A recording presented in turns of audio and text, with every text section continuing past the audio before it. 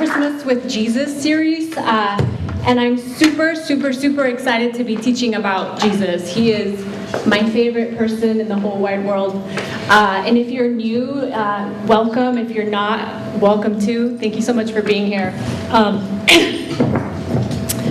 super glad they're here because Jesus is a life changer. If you don't know who he is just amazing in so many ways. And sorry, my ears getting plugged up here.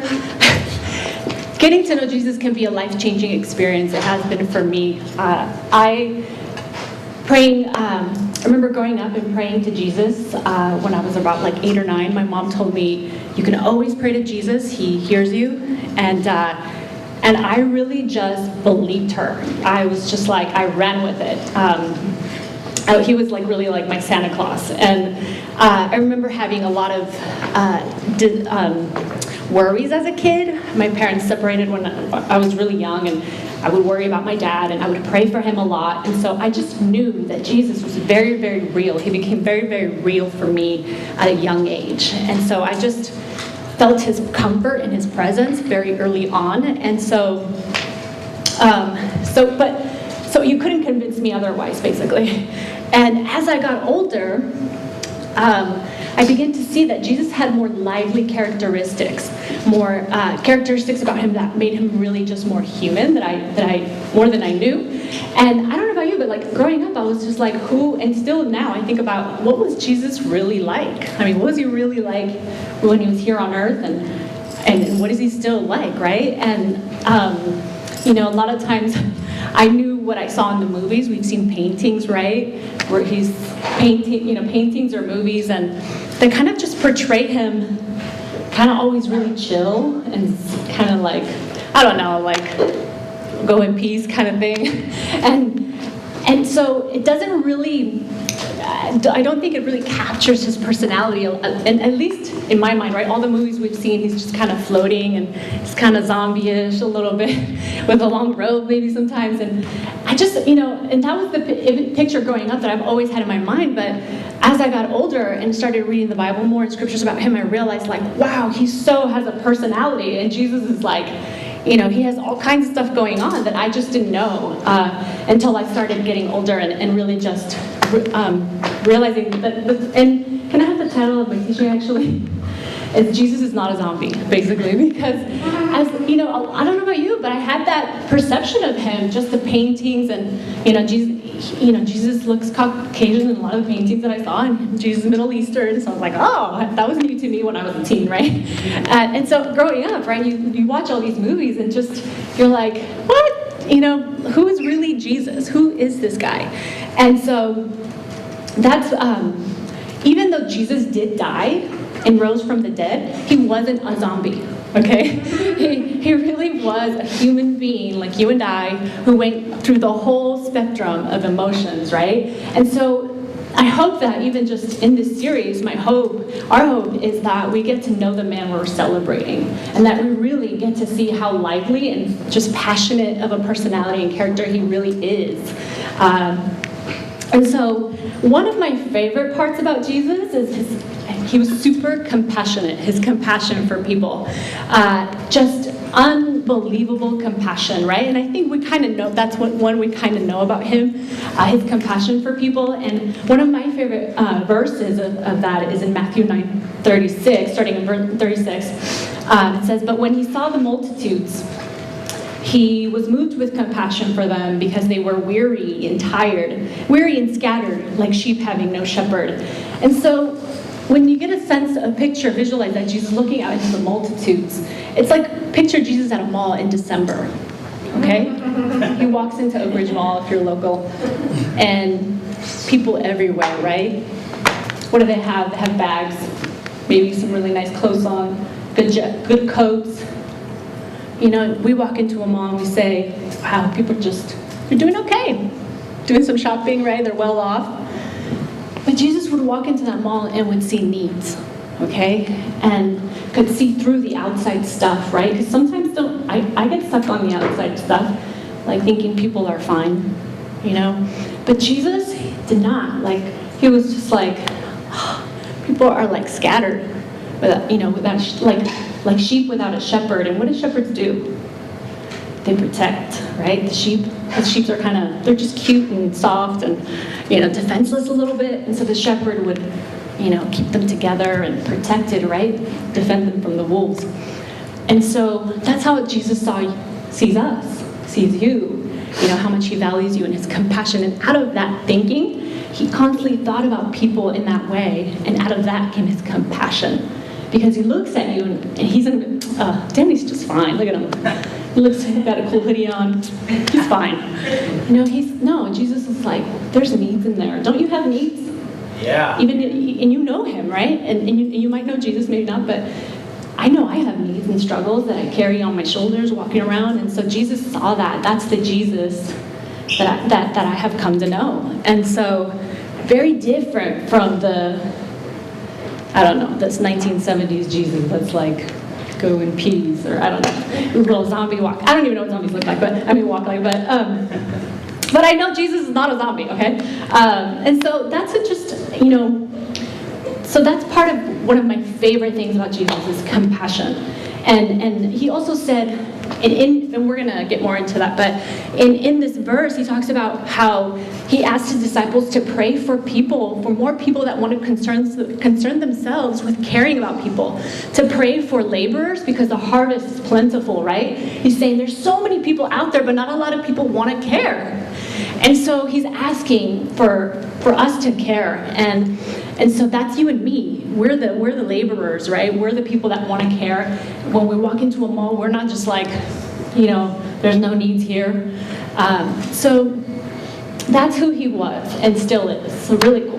And this leads me to my next thing, which I love about Jesus, is that he was really loving. I mean, loving. There's nice and then there's loving. and he was that. In Matthew 5, go there. In verse 43, it says, "You have heard that it was said, you shall love your neighbor and hate your enemy," right? You heard that, right? Yeah, don't care, forget those haters, right? Whatever. That's what the world says. But, says Jesus in contrast, "But I say to you, love your enemies, bless those who curse you, do good to those who hate you, and pray for those who spitefully use you and persecute you."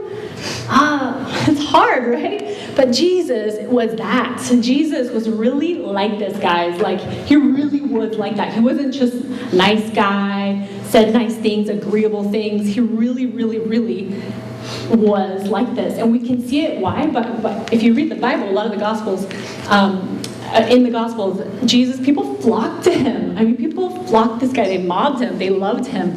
People don't flock to people that aren't loving necessarily, right? And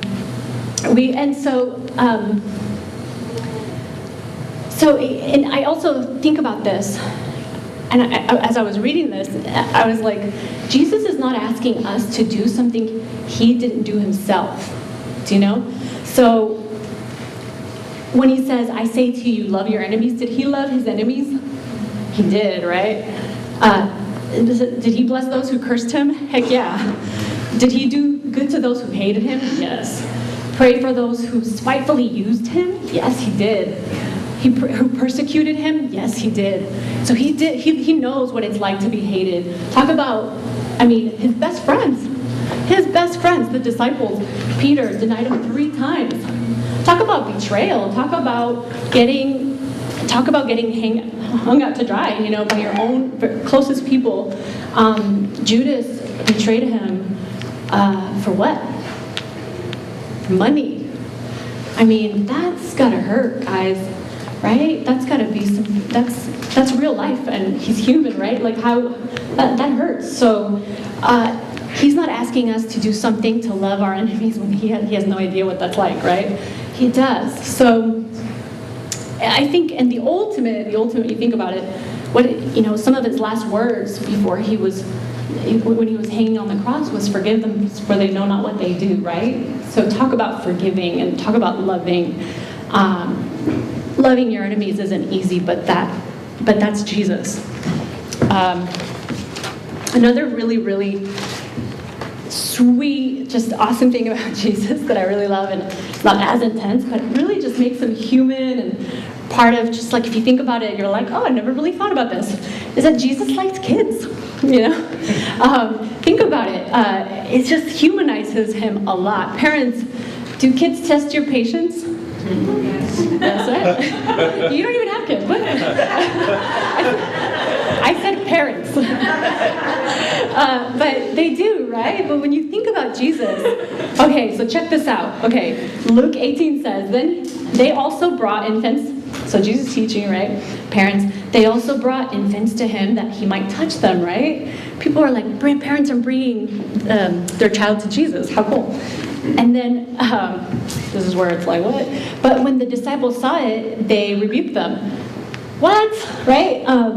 But Jesus called to them and said, let the little children come to me, and do not forbid them, for of such is the kingdom of God. Assuredly, I say to you, whoever does not receive the kingdom of God as a little child will by no means enter it.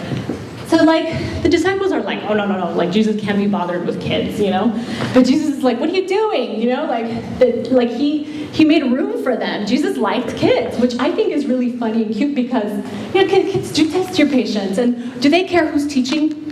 Do they, do they, babies do, what do? They cry, right? They get hungry, they cry. They don't care who's teaching, So that says a lot about Jesus. It humanizes him. And, I have a 2-year-old niece. Her name's Luna. She's super cute. And I'd be super serious or whatever. I don't see her a whole lot. And so, but when I'm around her, when I see her, my whole demeanor changes. I mean, I do baby talk.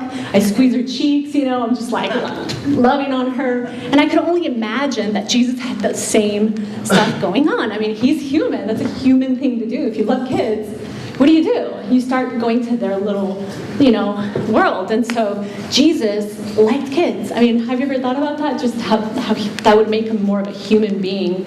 And so part of this series is just getting to know him, right? That he's not a zombie without feelings. He's just caring about, quoting scripture or something, right? And so I just thought, I just think that's super helpful for me to know, like, wow, like, it really does make him human. Because kids, they test your patience, but gotta love them, right?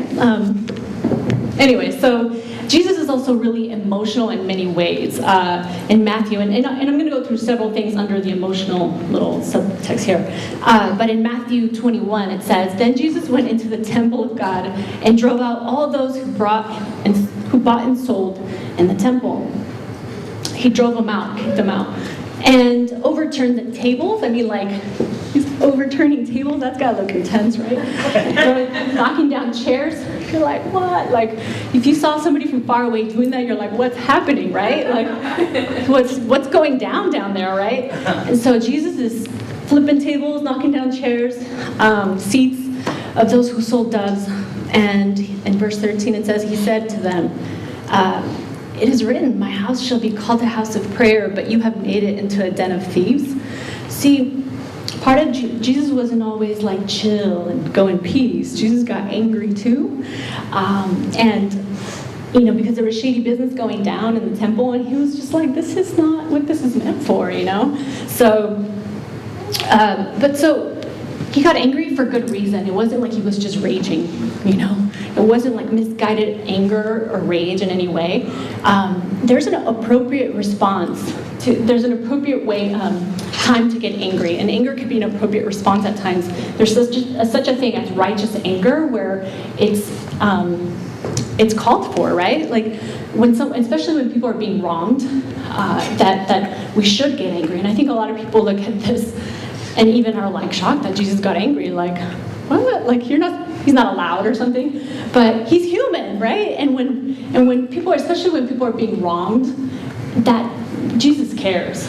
It matters to him. So, and plus, like, it matters doesn't it feel great when someone stands up for you? Like if somebody's taking advantage of you, it feels great for somebody to stand up and fight for you, and that's Jesus. That's what's happening here. And so it wasn't just like he was having some tantrum or some rager, right? It was just, there was reason for it. And so that's a really real part of who Jesus was. And so we also see that, many emotions here. And also, Jesus also experienced sadness and anxiety. I think I used to really get stuck on he just had it all, so it was easy for him, or I don't know, right? I had that perception, but in Mark we'll see too that he experienced stress, man. Like in Mark 14 it says, "Then he said to them, 'My soul is exceedingly sorrowful, even to death. Stay here and watch.'" And this is before he's about to get crucified, and so it says, "My soul is exceedingly sorrowful, even to death." Right? Stay here and watch. And he went a little further, fell on the ground, and prayed that if it were possible, the hour might pass from him. So when we experience sadness, what happens? Like, I know for me, I don't want to eat. My stomach hurts sometimes, I feel like crying. So physically, there's something going on for him here that he fell to the ground. I have felt that way when I felt so much stress and turmoil, or just something really heavy, where I just want to pray and be with God and be alone, right? And be taken care of. And so that's also a big part of who Jesus was. And on a lighter note, Jesus was also super fun and social. And I love that about him. His first miracle was turning water into wine. That's pretty fun, right? That it mattered to him so that he's at a wedding, and it mattered to him that they ran out of wine. And he didn't have to, right? He didn't have to do that, but he totally did. And wow, it says a lot about who he is. And in John, I'll read it. In John 2, starting in verse 4, it says, "Jesus said unto them, 'Fill the water pots with water.' And they filled them up to the brim," which is to the top. "And he said unto them, 'Draw it now, and bear unto the governor of the feast.' And they bear it. When the ruler of the feast had tasted the water that was made wine, and knew not whence it was, but the servants which drew the water knew," they're "and the governor of the feast called the bridegroom, and said unto him, 'Every man at the beginning doth set forth good wine, and when men have well drunk, then that which is worse.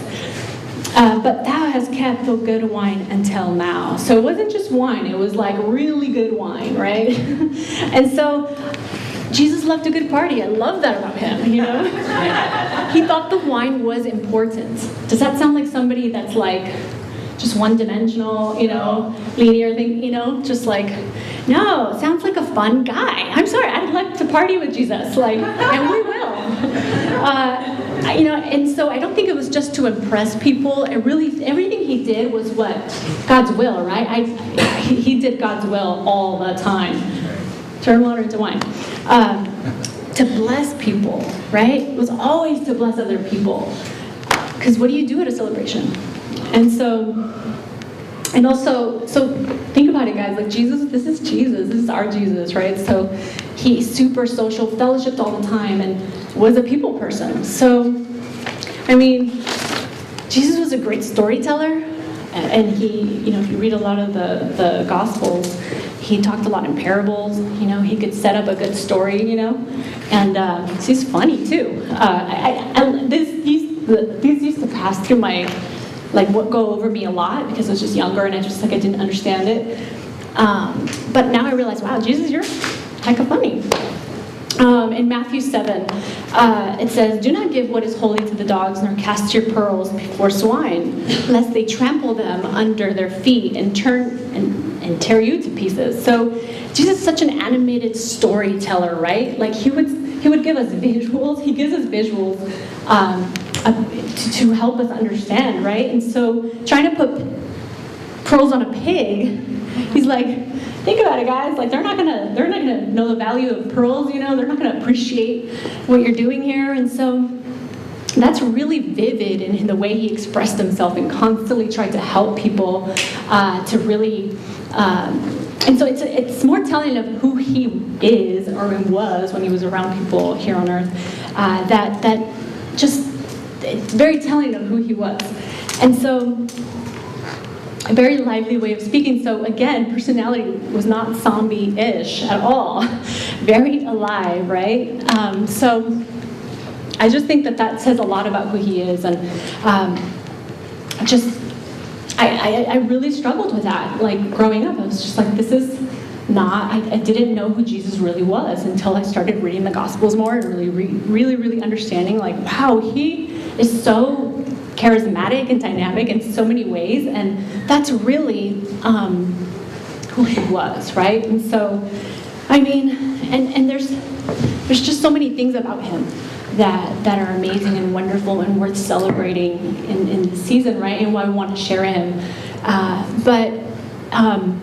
And that I think not a lot of us know about him, you know, like certain stories are, I love, there's one of my favorite clips in The Passion. I know this isn't in the Bible, by the way, but when he's making the table, I don't know if you've seen The Passion, there's a clip in the movie where he's making a wooden table, and like the table idea hasn't caught on yet because Middle Eastern people eat on the floor, and Mary's kind of like, is this, you know, how's the guy going to sit on here? And he's like, oh, I'm going to have chairs, I just haven't made them, you know. Anyway, it's fun.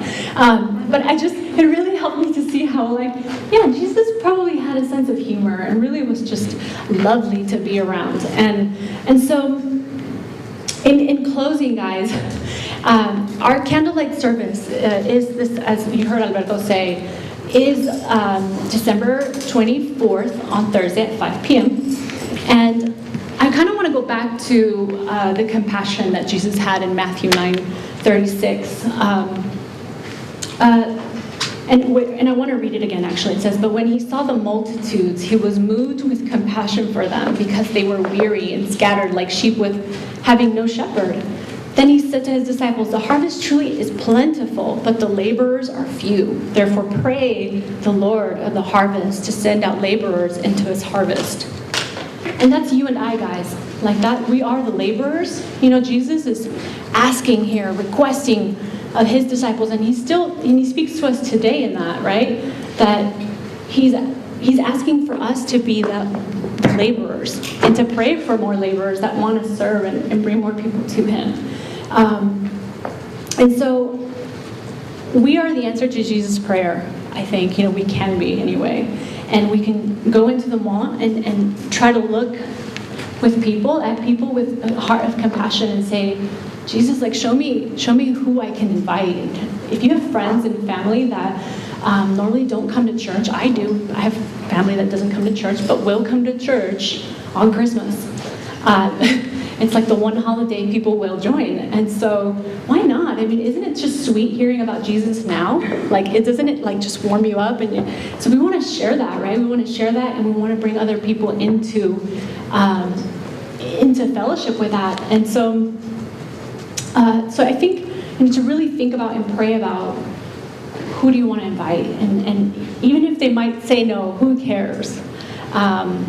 So that's what we want to remember, is the compassion Jesus had for people, and in hopes that we can bring more people on the 24th, Christmas Eve, December 24th, Thursday at 5 p.m. We will have a candlelight service here, and it's going to be beautiful. We've turned it into a big, it looks like a concert, but with a lot of Christmas stuff and trees everywhere. It's going to be beautiful. But thank you so much, guys, for coming here. Welcome, and hope to meet some of the new people here.